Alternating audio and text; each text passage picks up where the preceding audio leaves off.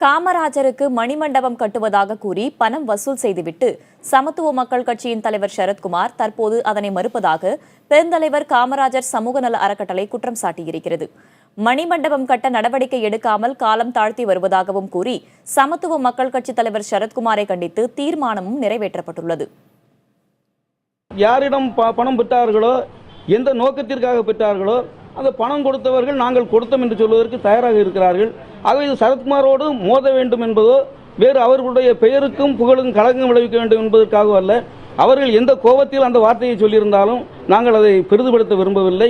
அவர்கள் கௌரவ பிரச்சனை கருதாமல் மணிமண்டபத்தை அவர்களாலே கட்டி முடிக்க முடியவில்லை என்று சொன்னால், சமுதாய சான்றோர்களிடமும் தொழிலதிபரிடம் அதை ஒப்படைத்து விரைவில் அந்த மணிமண்டபத்தை கட்ட வேண்டும் என்பதுதான் எங்களுடைய நோக்கம், எங்களுடைய குறிக்கோள்.